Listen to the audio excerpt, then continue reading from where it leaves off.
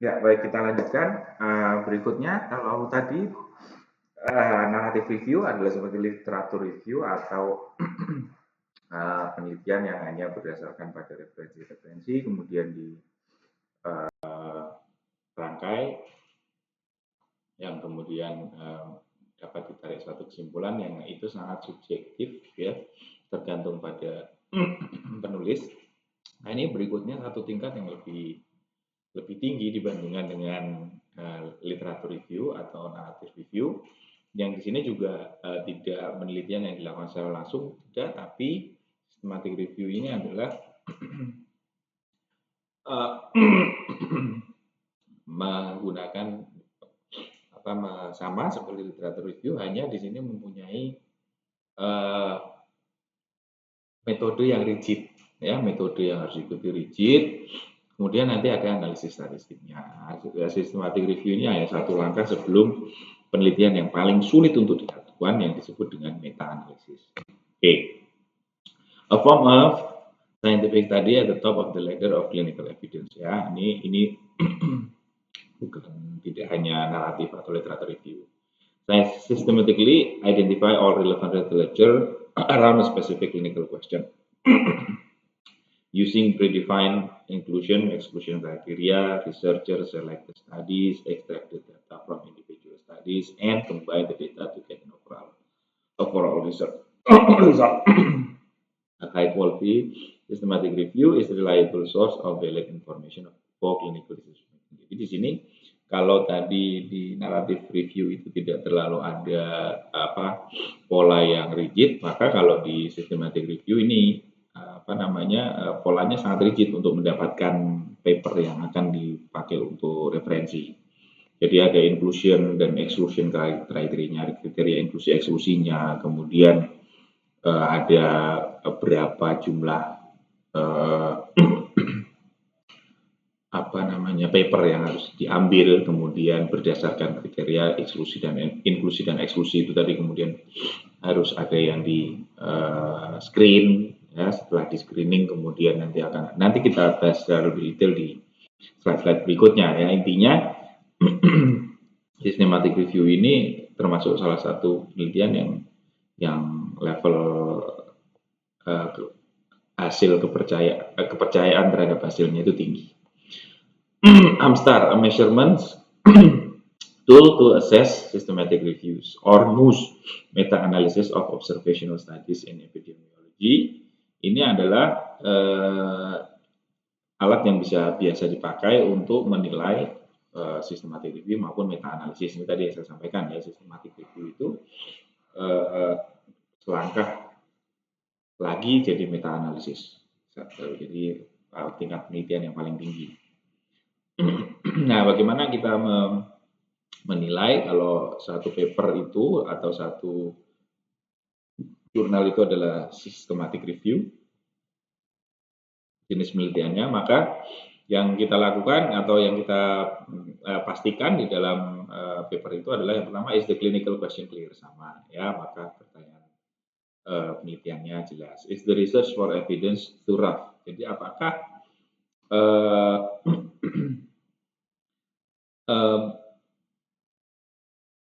tema yang diangkat mau dia ambil untuk dilihat review dari literatur yang akan dikumpulkan itu komprehensif, ya. Kemudian is the research or is the search and selection of studies done in duplicate. Jadi apakah yang dikumpulkan itu tadi nanti ada yang masih ketinggalan, masih ada duplikasi, ya. Harusnya nggak ada, ya. Is there a list of included or excluded studies? Jadi harusnya ada, ya, dalam systematic review itu ada kriteria inklusi, ada kriteria eksklusi. Kriteria inklusinya itu adalah di situ disebutkan harusnya di dalam paper itu bahwa yang akan kita ambil, penelitian-penelitian yang diambil adalah yang mempunyai spesifikasi sebagai berikut, A, B, C. Nah, kemudian kriteria eksklusi nanti yang tidak kita mau, ya. Jadi walaupun dia temanya sesuai dengan apa yang jadi tema riset systematic review ini, tapi kalau ternyata paper itu ada hal-hal sebagai berikut A, B, C, D, maka itu tidak bisa kita masukkan ke dalam list review, list paper yang ada itu harus ada ya. Kalau nggak ada ya berarti itu bukan systematic review. Kemudian is the risk of bias of including studies documented. Jadi apakah disampaikan juga di dalam paper systematic review itu ada beberapa kemungkinan bias ya, dideskripsikan enggak. Kemudian are the studies similar enough to combine the data ya, jadi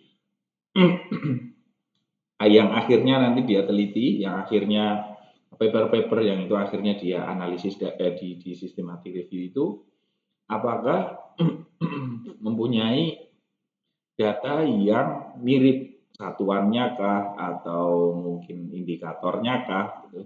Yang sehingga itu nanti bisa dianalisis statistik. Kalau dia bisa dianalisis statistik, maka dia sudah masuk ke dalam meta analisis. Ya, jadi antar paper yang sudah ada hasilnya itu dianalisis lagi. Ya, itu meta analisis. Jadi dari paper-paper banyak yang sudah ada original artikel atau penelitian-penelitian original yang betul-betul dilakukan, kemudian dikumpulkan, terus nanti sama seorang peneliti yang melakukan meta analisis itu dianalisis lagi, di statistik lagi. Nah, itulah tingkat kesulitannya yang sangat tinggi itu sehingga ini dihargai sangat tinggi. Kemudian is publication bias address. Jadi apakah itu tadi kemungkinan bias itu sudah diatasi ya dengan analisis statistiknya atau ada hal-hal lain yang dia lakukan bagaimana untuk mengatasi kemungkinan bias. Nah, ini ada contoh form lagi yang seperti tadi dari SIGN, dari Scottish Intercollegiate Guidelines Network untuk systematic review dan meta analisis. Apa saja yang perlu dipertanyakan sama ya.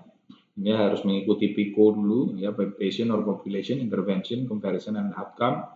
Kemudian dilihat dari internal validity-nya atau validitas internalnya itu apa saja. The research question is clear ya, a comprehensive literature is research is carried out. Ya, jadi bagaimana mencari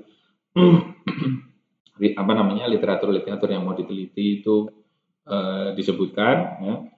Kemudian at least 2 people should have selected studies. Jadi dalam mengumpulkan artikel-artikel yang nantinya akan direview itu harus tidak boleh cuma hanya 1 orang, tapi harus ada minimal 2 orang.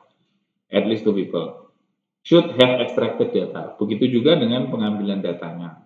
Paling tidak ada minimal 2 orang. The status of publication was not used as an inclusion criteria. Nah, jadi kalau paper itu kan ada yang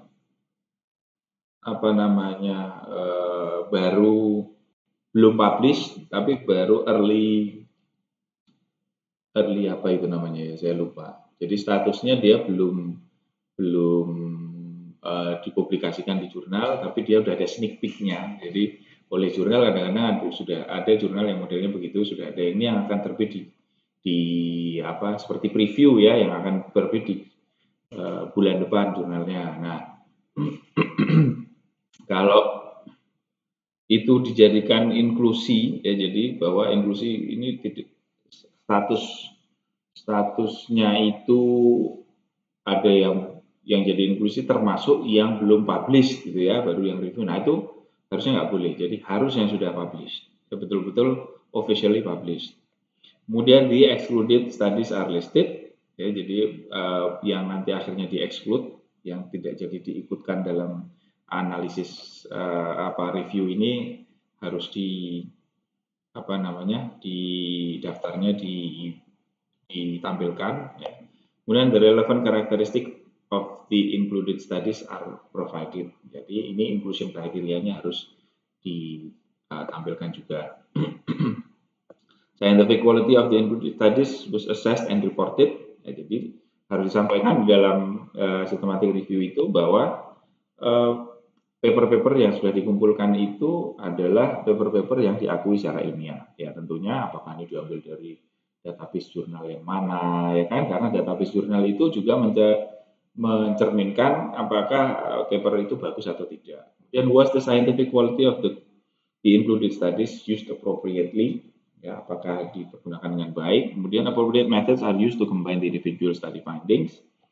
Jadi metodenya juga harus proper. Kemudian the likelihood of publication bias was assessed appropriately. Jadi bagaimana si penulis systematic review itu mengatasi biasnya, kemungkinan biasnya itu bagaimana. Kemudian conflicts of interest, ya, apakah ada konflik kepentingan.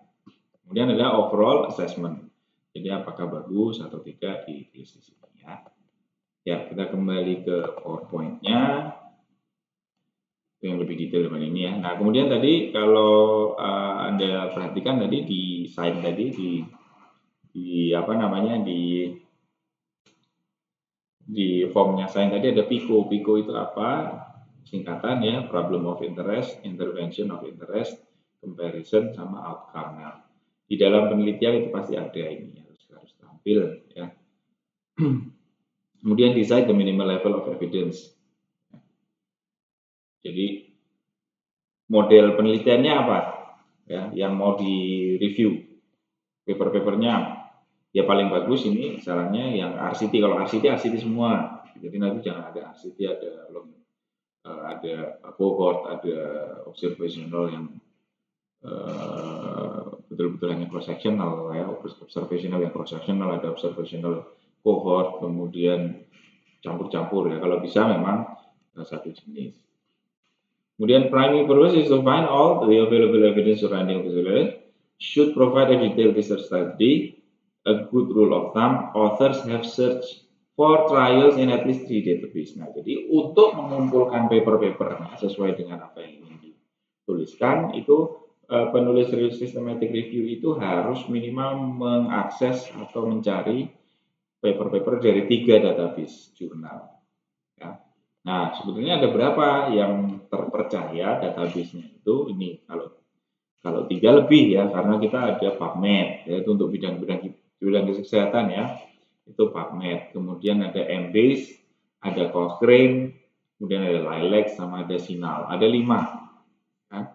Nah, tapi dari 5 yang paling top ini, top database ini, paling enggak diambil untuk buat systematic review yang bagus dari 3 database.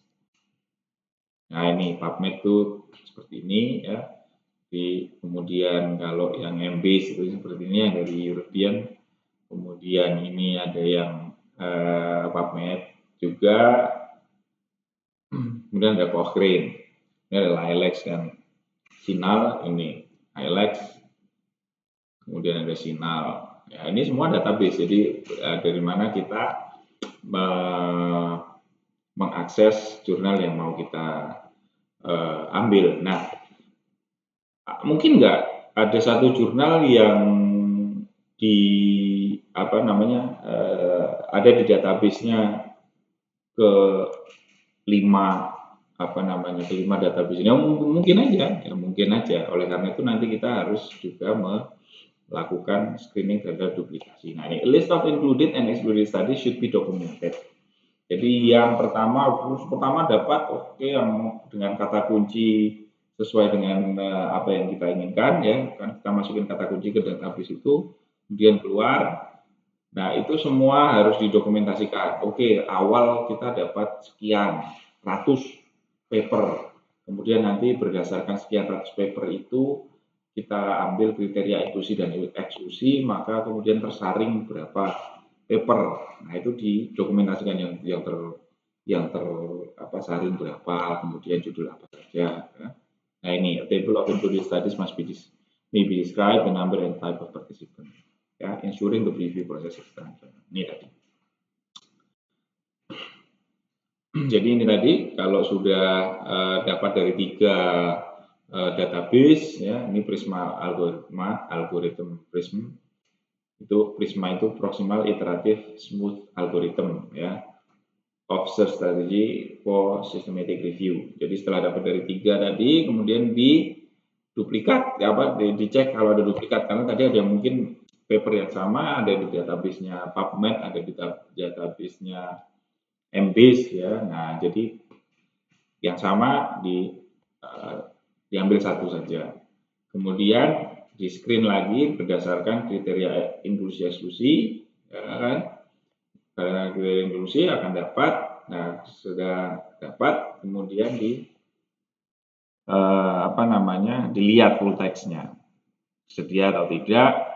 Kemudian itulah yang ikut masuk dalam kualitatif analisis. Kemudian nanti kalau dari kualitatif analisis yang sudah terpilih itu satuan-satuan datanya sama, similar atau mirip, nah itu bisa dianalisis statistikan, maka masuk ke analisis statistik kuantitatif, yang itu berarti kita sudah sampai ke meta analisis. Nah, di sini kok ada data kualitatif dan kuantitatif. Nah, ini di sini ada ya, memang di systematic review itu kalau nanti dilanjutkan dengan yang kuantitatif itu jadi meta analisis. Ya, di sini disebutkan two ways to summarize the data from studies. Studies are not similar in terms of population selected, the specific intervention used, or how the outcomes are measured. Maka ini adalah kualitatif systematic review. Jadi kalau paper-paper itu tadi satuan-satuannya beda, kemudian jumlah-jumlah sampelnya juga beda, kemudian pengukuran walaupun indikator variabel yang dibicarakan sama, tapi mungkin saja pengukurannya berbeda, ya satuannya berbeda dan lain sebagainya. Nah, itu maka akan direview dengan kualitatif. Kualitatif itu ya jadi betul-betul melihat hasilnya itu seperti apa di paper ini hasilnya seperti apa, kemudian itu dianalisis paper yang mana saja itu menyatakan bahwa hasilnya A, paper yang segini hasilnya B. Nah, itu. Nah, tapi kalau datanya satuannya sama, kemudian bisa paper-paper itu dianalisiskan statistik data-datanya, maka itu adalah disebut quantitative systematic review atau sudah masuk ke meta analysis. The authors will take the data from a study and put into a statistical program that gives a summary estimate apa saja odds ratio or mean difference as if it is were one large study. Nah, ini tadi kalau dengan statistik, maka kemudian diolah hasilnya masing-masing paper tadi, kemudian diperbandingkan atau mungkin dikorelasikan, maka ini akan ada odds ratio atau mean difference. Inilah yang disebut sebagai meta analysis. Should thus test for the existence of heterogeneity. Look for the test of heterogeneity such as Cochrane, Q, or chi-square test. Jadi ya itulah prosedur statistik. An important consideration in drawing conclusions from systematic review is to consider both. Ya, jadi kalau kita mengambil kesimpulan dari systematic review, kita harus memperhatikan dua hal, yaitu quality of the review itself. Ya, jadi bagaimana si paper systematic review-nya itu betul-betul berkualitas atau tidak, dan the quality of evidence itself. Ya, jadi dari paper-paper yang dikumpulkan oleh si systematic review ini bagus nggak paper-papernya juga.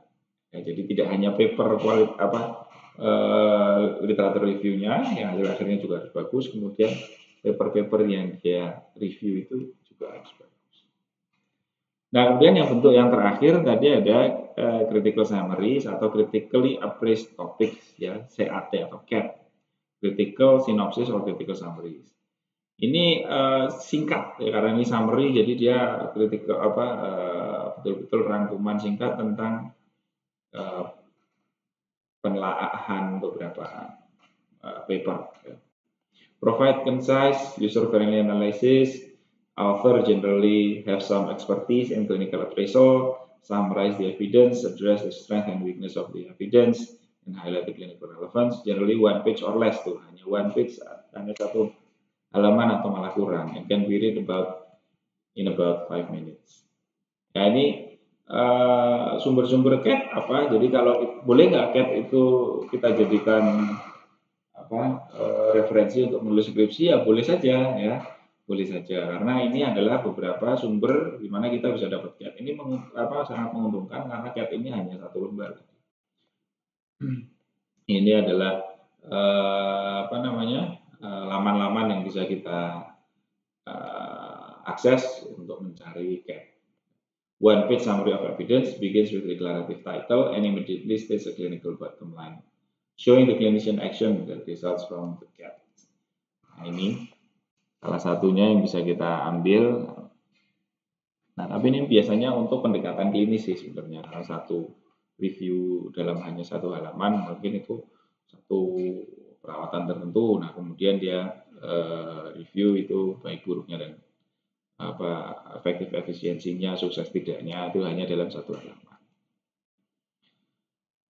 Nah, ada juga CAT yang dari ADA, EBD website ya, evidence based website dari ADA, ya, fokus on dental professional, ada yang fokus on patient.